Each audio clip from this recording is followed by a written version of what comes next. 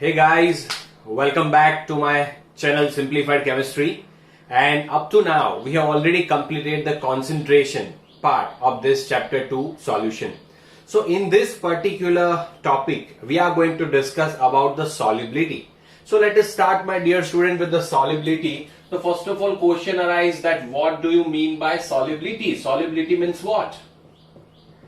Okay. So solubility means what? You can say that the maximum amount of solute that can be dissolved into the particular amount of solvent or solution, it is considered as its solubility. So let us take one example that we have taken one beaker. In that beaker, we have added water into it. Now I am dissolving 1 spoon of salt into it. It will be completely soluble. 2 spoon, it will be completely soluble. But one time will come that after that, if you will add the small amount of salt, it will not be soluble. It means you can say that now the solubility of this water is over. Clear? You can say that is finished now. So it means every particular solution has particular amount of solubility in it. Understood? Understood what I mean to say? Clear? There are a particular amount of solubility in it. Clear? Understood? This is considered as a solubility. So you can write the definition like this, that maximum amount of solute that can be dissolved in solution or solvent. Clear? Okay.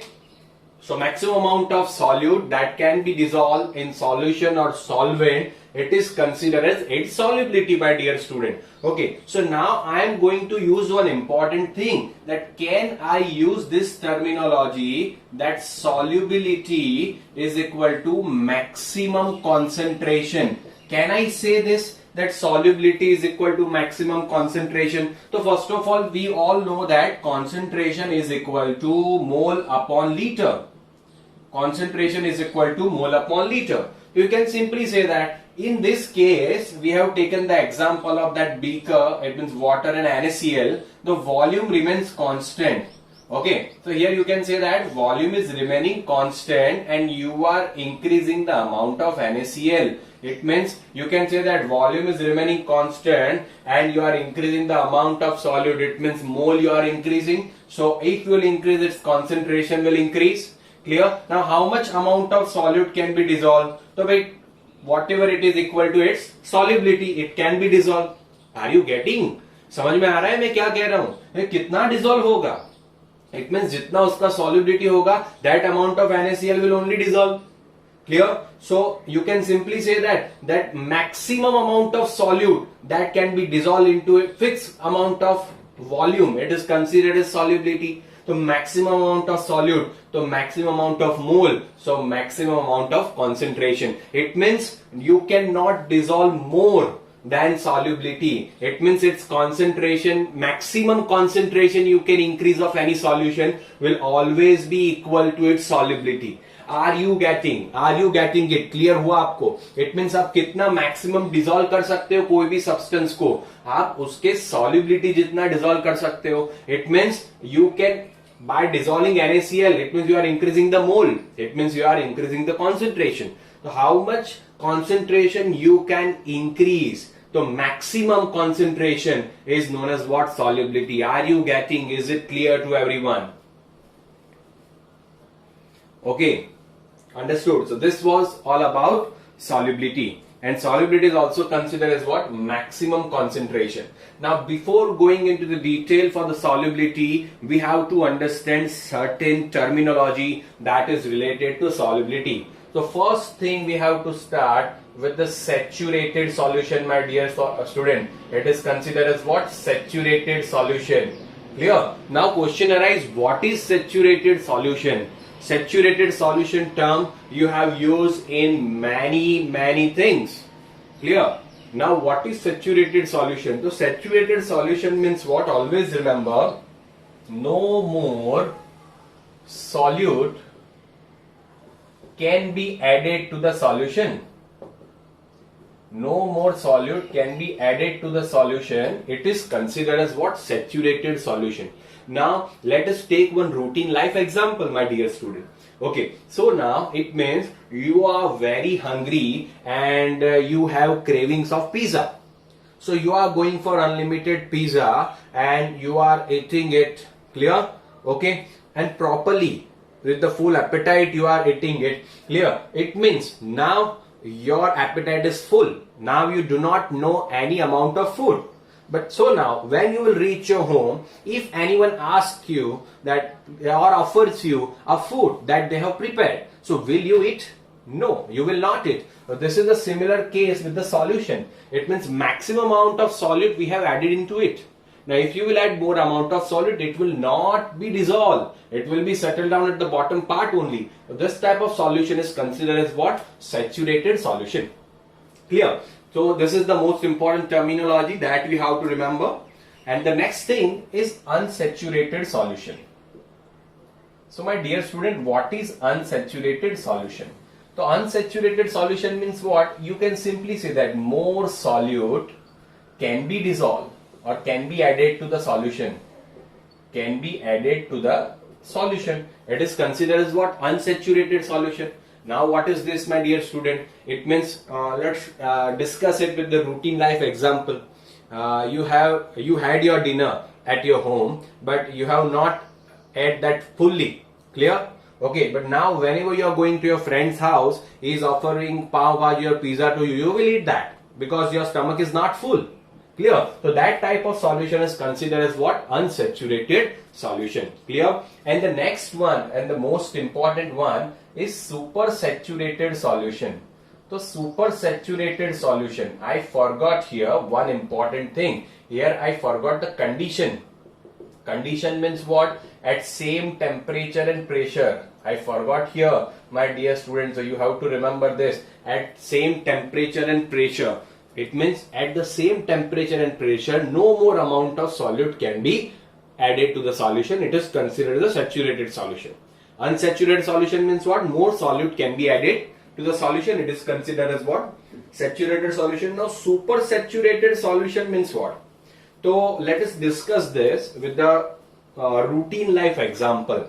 Supersaturated solution, my dear student. It means what? अगर आप बाहर गए अपने दोस्तों के साथ, आपने full खाया, अनलिमिटेड पिज्जा में गए आप एकदम फुल हो, but you have not told this to your mom at home. Clear? आपने घर पे मम्मी को नहीं बताया कि भाई आप बाहर से खा के आने वाले हो. So what will happen when you will reach home? She will also offer you the food. So you must have to eat because you have not told your mom before. Clear? Understood? Getting? It means you will eat that. Why? Because you have pressure of mom. You have pressure of mom. It means you can say that at the normal temperature pressure, no more solute can be added, but more amount of solute can be added. I am writing here so it will be very very clear to you. More amount of solute can be added to it. Can be added to it under certain conditions. Under certain conditions. That condition may be temperature, may be pressure. If you will increase the temperature, so more amount of solute can be dissolved. It is considered as what? That type of solution is considered as what? Supersaturated solution, my dear student. Clear? Hope it is very very and much clear to you. Clear? Please take the screenshot.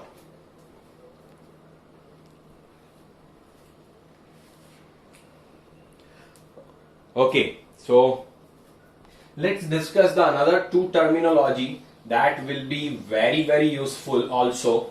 Clear? To understand this topic, and that one is dissolution. So what is dissolution?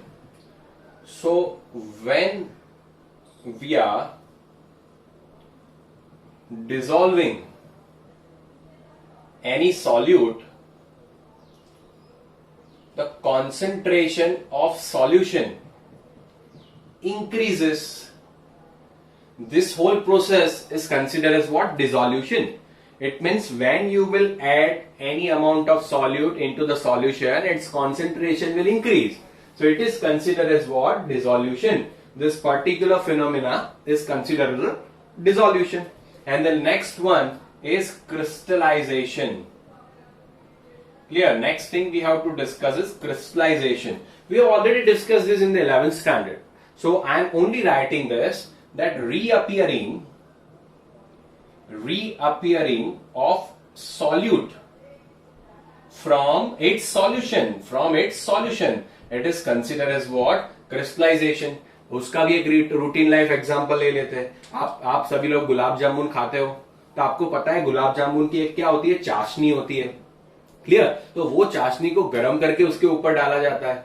But जब आप उसको ऐसे ही छोड़ दोगे, फिर थोड़ी देर बाद आप देखोगे तो वो चाशनी में से जो शुगर होगी वो धीरे धीरे एक सॉलिड फॉर्म में आ जाएगा. तो that is known as the crystallisation and that is a real life example, so you can understand. You can simply say that the reappearing of solute from its solution. आपने जो dissolve कर दिया है वो फिर से सॉल्यूट के form में आ गया. It is considered as what? Crystallisation. Is it clear, my dear student? Hope you have understood this everything and fully. So please take the screenshot.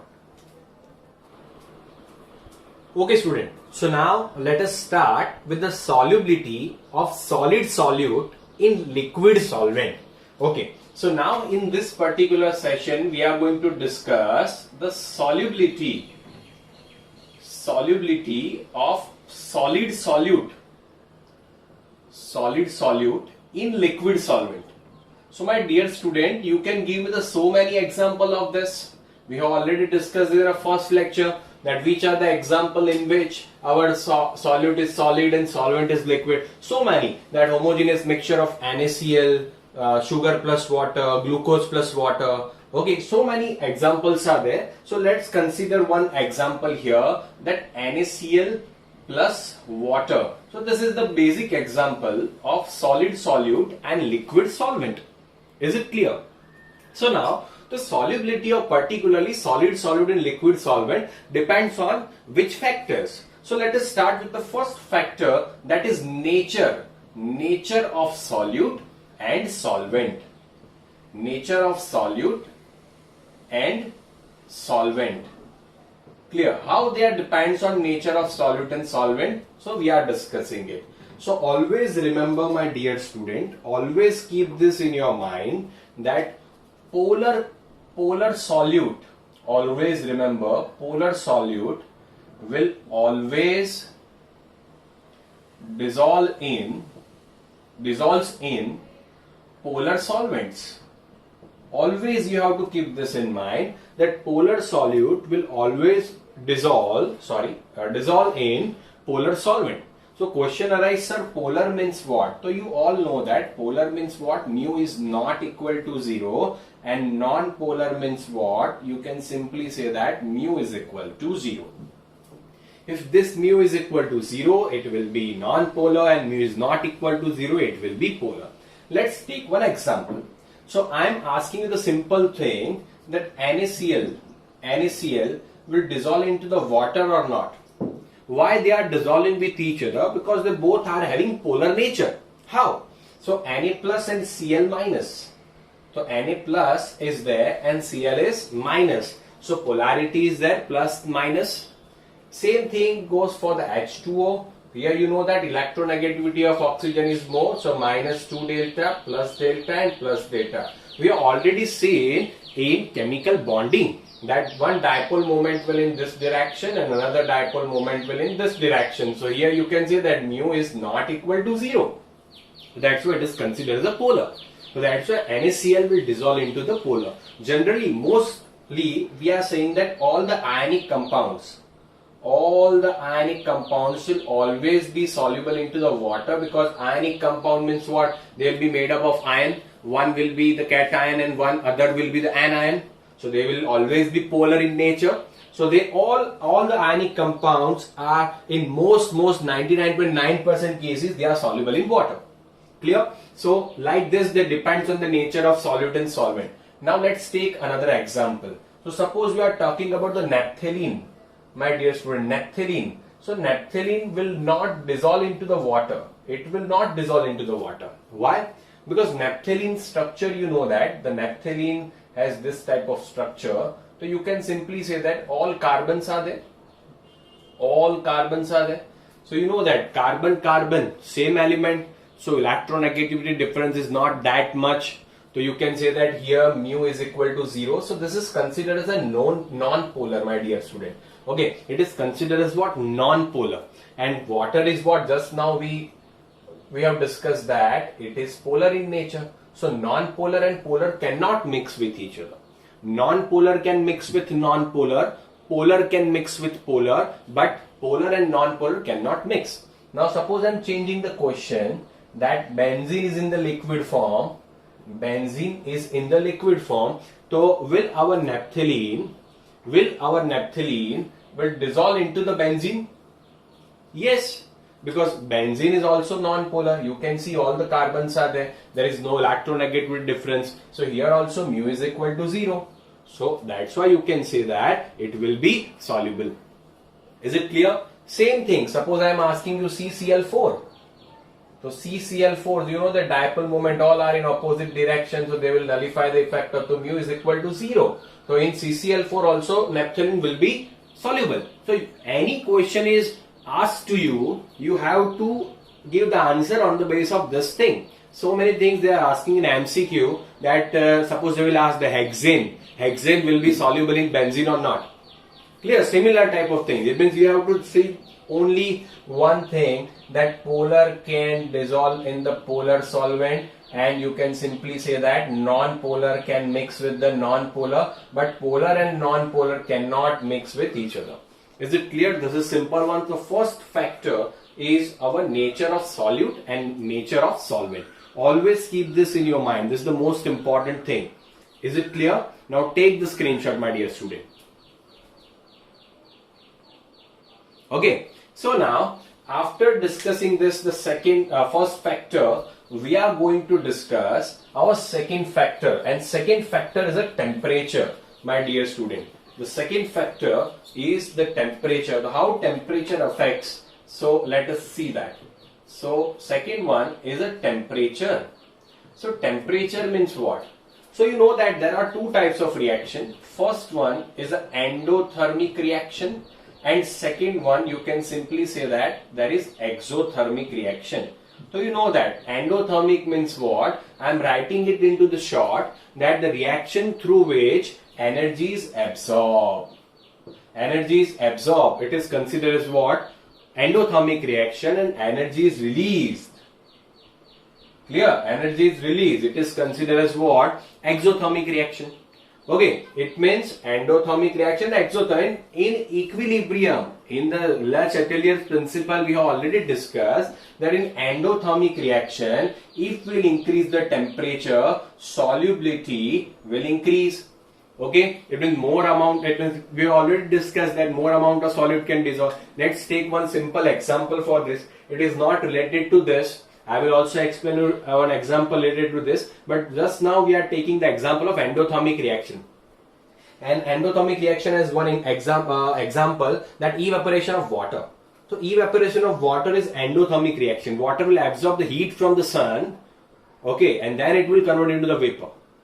Is it clear? So as you know that in summer evaporation is more. So as the temperature will increase, solubility will increase in endothermic case. And in exothermic, as you will increase the temperature, solubility will decrease because already excess of energy is there. You have to decrease the temperature to minimize the energy. Clear? It means, let's take one example. Now tell me that you have sugar plus water. You are taking the same amount of water. One you are taking cold water and one you will hot water. And the salt will be more soluble in what? It means fast it will dissolve into the hot water because you are increasing the temperature. So particularly solute in liquid solvent is, and in most of the cases it is endothermic reaction. So by increasing the temperature, its solubility is also increases. Now the next factor and the third factor is the pressure. Is what? Pressure. How pressure affects the solubility. So you know that here there is no effect of pressure, my dear student. No effect. Why? Because you are dissolving what? Solid you are dissolving into liquid. So you know that in solid, intermolecular space is very, very less. So molecules are closely packed here. Here you can say that if you apply the pressure already they are much more near to each other. So by applying the pressure, they will not come near to each other. You know that there is no effect of pressure on solid. So if you will increase the pressure or if you will decrease the pressure, nothing will happen. Nothing gonna happen. It means pressure has no effect on solubility of solid solute and liquid solvent. Clear? So there are three factors: nature of solute and solvent. Second one is the temperature, and third one is the pressure. Take the screenshot, my dear students.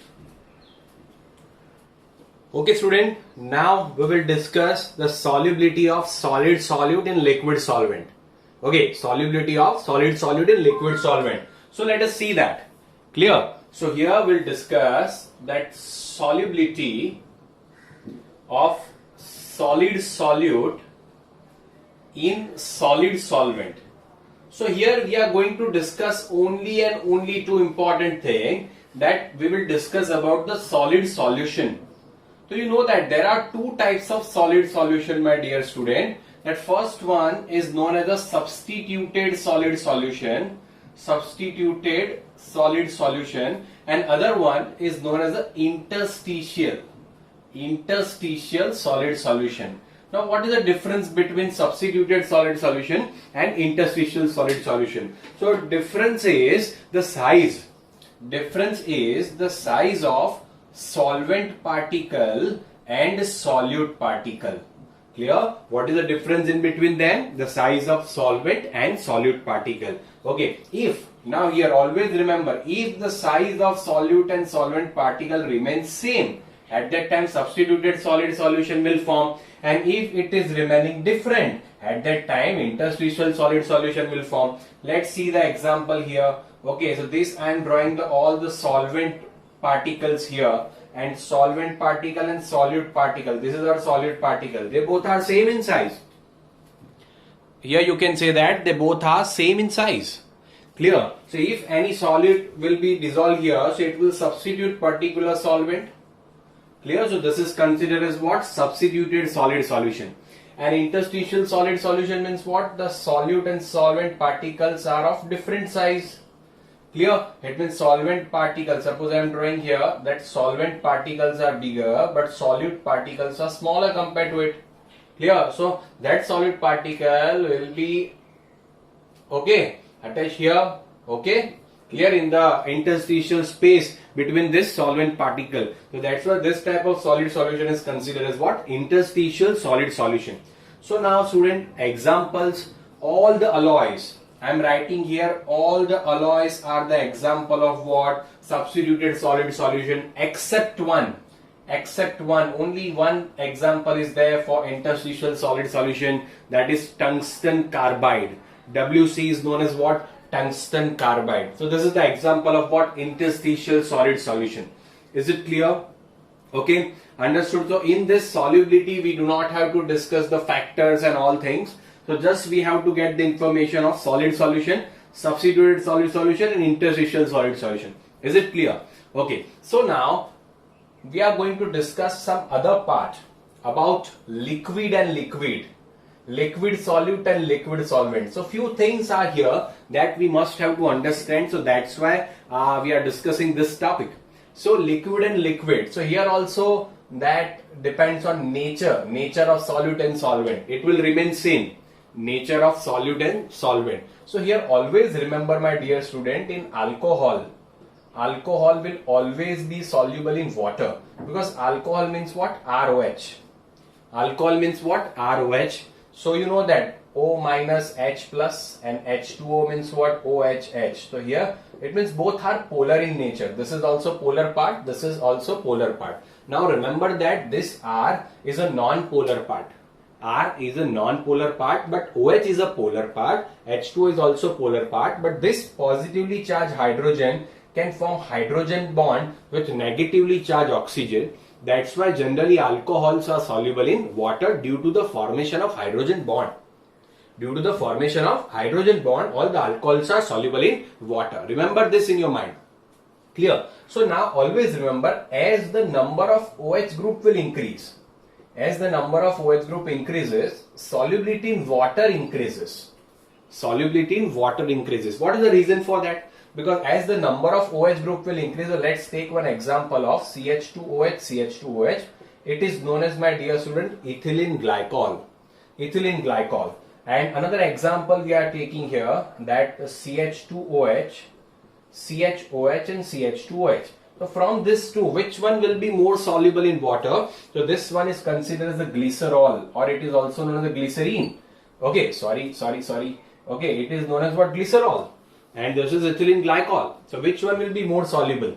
Glycerol will be more soluble because it contains more number of OH group, and so that's why more number of hydrogen bonding with water, the solubility will be more.